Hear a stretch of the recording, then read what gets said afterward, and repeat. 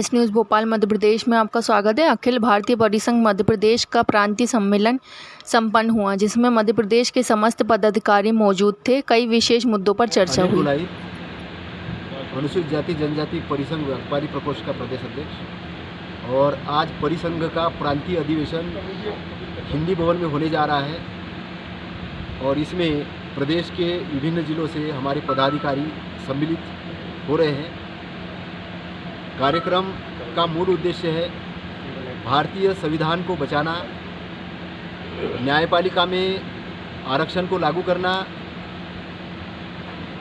Budget में व्यावसायिक प्रावधान करना, SC/ST के ऊपर जो उत्पीड़न हो रहा उसको रोकना, प्रमोशन में आरक्षण, बेखलाक पदों की पूर्ति और पुरानी पेंशन बहाल करना, और इसके अलावा सामाजिक जन चेतना तैयार करके समाज का व्यावसायिक दृष्टिकोण तैयार करना और आने वाले समय में SC/ST को और अन्य पिछड़े लोगों को प्रतिनिधित्व मिले, इसके लिए कार्य करना, ये हमारे कार्यक्रम का आज का उद्देश्य है, जिसमें हमारे प्रांतीय अध्यक्ष उदित राज साहब भी सम्मिलित हुए हैं, वो आ चुके हैं।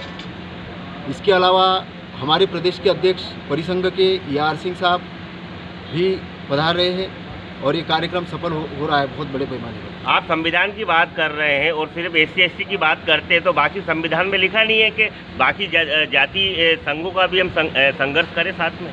बिल्कुल, हम सभी लोगों के संविधान जो लिखा है भारत के सभी लोगों के लिए, सभी महिलाओं के लिए, SC/ST, OBC, माइनॉरिटी और जनरल सबके लिए लिखा है। भारतीय संविधान जो है ये मौलिक अधिकार प्रदान करता है, सबको समानता देता है। लेकिन भारत के अंदर में कुछ मनुवादी ताकतें भी है कि जो संविधान की जगह मनुस्मृति लागू करना चाहते हैं। उनको वर्ण व्यवस्था और जाति व्यवस्था चाहिए, उनको महिलाओं का शोषण करने का बड़ा मज़ा आता है। जैसे मणिपुर की घटनाएं जो हुई है, एक सोशल लेवल पे बड़ी दुर्भाग्यपूर्ण और गलत घटनाएं हुई है, जिसका हम पूर्ण जोर से परिसंघ की तरफ से विरोध करते हैं और माननीय प्रधानमंत्री गृह मंत्री जी को निवेदन करते हैं कि लाइन ऑर्डर को कंट्रोल करे और शांति प्रस्थापित करे। लगातार महिलाओं में तो अत्याचार चल ही रहा है, मगर प्रदेश सरकार भी इसको नहीं कर पा रही, तो आप किस प्रकार से इसकी रोकथाम करवाएंगे? हम जन चेतना के माध्यम से करेंगे, क्योंकि क्या होता है कि हम लोग पड़ोस में भारत के व्यक्ति करके नहीं जानते। हम धर्म के विशेष में बात करते हैं कि ये हमारे पड़ोस में ये धर्म का रहता है, इस जाति का रहता है। तो हमें चेतना निर्माण करनी होगी कि हम भारतीय लोग हैं, हम एक लोग हैं और हमें शांति स्थापित करने का पूर्ण अधिकार संविधान देता है। क्योंकि भारत को अभी हमें गुलाम नहीं देखना है। जैसे कि 55,000 मुस्लिम आए थे, उन्होंने गुलाम किया, 1 लाख अंग्रेजों ने गुलाम किया, और हमारे देश की जो जनसंख्या इतनी बड़ी होने के बाद में ये गुलाम क्यों हुए? क्योंकि ये जाति और वर्ण व्यवस्था में बटे हुए लोग थे, ये छुआछूत से पीड़ित लोग थे। इसके कारण हमारा देश गुलाम हुआ। उस गुलामी को हम दोबारा लाना नहीं चाहते, इसलिए हम संविधान की बात कर रहे हैं। क्योंकि संविधान आपने लिखा है कि ये सफाई कर्मियों के आधुनिकीकरण सुरक्षा का उपकरण दो, मगर आज सालों हो गए ना किसी को उपकरण मिलते हैं और लगातार उनकी मौत होती जा रही है सीवर में उतर कर। तो आप लोग इसके ऊपर कोई एक्शन लेना चाहेंगे या कुछ कहना चाहेंगे? क्योंकि बंद तो हो नहीं रहा है, ना ही उपकरण मिल पाते हैं, आप कैसे करेंगे इसको फिर? सबसे पहले तो मैं हमारे माननीय पंतप्रधान जो नरेंद्र मोदी साहब हैं, इनको धन्यवाद देता हूँ कि चंद्रयान 3 के लिए इन्होंने बहुत बधाई दी है कि हमारा देश विश्व के अंदर में मतलब यान ले जाने में भी कामयाब हुआ है। लेकिन वही साइंटिस्ट, बहुत सारे साइंटिस्ट हैं, ये सीवर में जो उतरने वाले हमारे जो वाल्मीकि भाई लोग हैं, इनकी जाने जा रही, उसके लिए उपकरण नहीं बना रहे हैं। तो ये जानबूझ के कर रहे हैं ऐसा मुझे लगता है। मैं उसके आक्षेप नहीं कर रहा हूँ, क्योंकि हमारे यहाँ टैलेंट की कमी नहीं है, टैलेंट बहुत है। और मीडिया तो अपने लेवल पे कवर करती है, लेकिन बहुत सारे आंकड़े नहीं आ पाते हैं, वो भी एक इंसान है। और आज हम गांधी जी की बात करते कि गांधी जी समानता की बात करते थे, गांधी जी का शासन चाहते, बाबा साहब समानता की बात करते हैं, हम सारी चीज़ देश की बात करते हैं। लेकिन वाल्मीकि भाइयों के तरफ हमारा ध्यान नहीं है, उनको हम इंसान नहीं समझ रहे हैं अंदर से। केवल चुनाव जब आता है, हम उनके पैर धोकर पानी पिलाने में और हाथ में झाड़ू लेके झाड़ू पोंछने में हम ऐसा समझते हैं कि हमने बहुत बड़ा तीर मार दिया। ये हमारी मानसिकता है, क्योंकि ये मानसिकता गुलामी की मानसिकता है।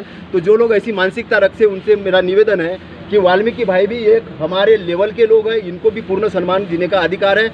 और बाबा साहब ने एट्रोसिटी एक्ट से लेकर सारी चीज़ों का जो प्रावधान कांग्रेस के समय में हुआ है, और बाबा साहब ने भी जो छुआछूत के विरोध में जो कानून बनाए हैं और सबको समान लाने का जो काम किया संविधान के माध्यम से, उसको अभी लागू नहीं किया गया। इसलिए हमें संविधान को लागू करने वाली जमात बनना है। तो मैं वाल्मीकि भाइयों से यही निवेदन करता हूँ कि वो भले ही मर जाए लेकिन वो शिविर में नहीं उतरे।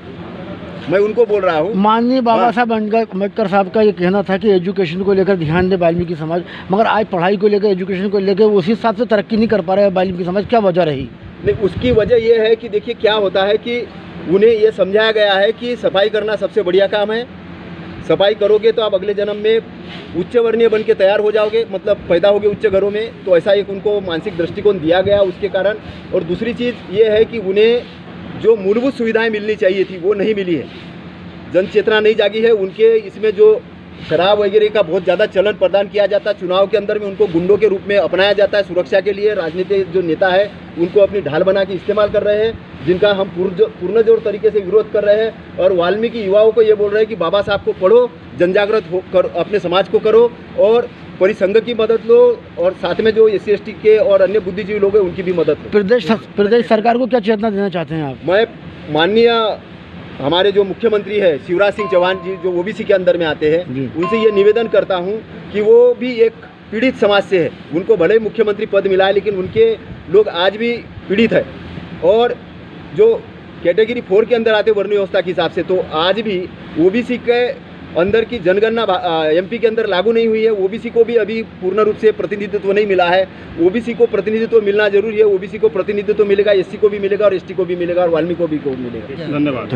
आज अखिल भारतीय परिसंघ की एक बैठक है और उसमें हमारे राष्ट्रीय अध्यक्ष राजू जी पधार रहे हैं और हम उनका भोपाल में स्वागत अभिनंदन करने के लिए खड़े हैं, क्योंकि मैं एक संत रविदास फाउंडेशन का अध्यक्ष हूँ। इस नाते हमारी जिम्मेदारी बनती है कि हम सभी लोग यहाँ पर उपस्थित रहकर उनका स्वागत करें और जो आदेश होगा हमारे राष्ट्रीय अध्यक्ष जी का उसका पालन हमारे पूरा समाज करता है और करता चला आ रहा है। दिल्ली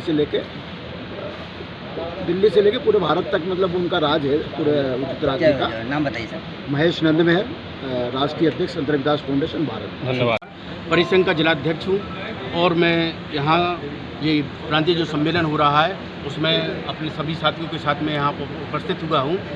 हमारा बुंदेलखंड जो क्षेत्र है वो सामंतरी से पहले से पीड़ित रहा है, लेकिन आज हमारे समाज के लोगों ने बाबा साहब के मिशन को लेकर के अनेक संगठनों में होते हुए भी हम संघर्षरत हैं।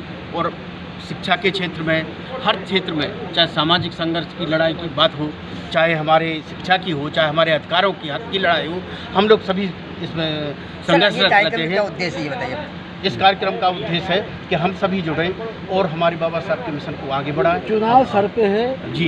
इस प्रांतीय सम्मेलन को लेकर, कहीं चुनाव को लेकर तो आपकी कोई रणनीति नहीं, इस तरह का कुछ नहीं है। हमारा तो ये मिशन पहले से चल रहा है।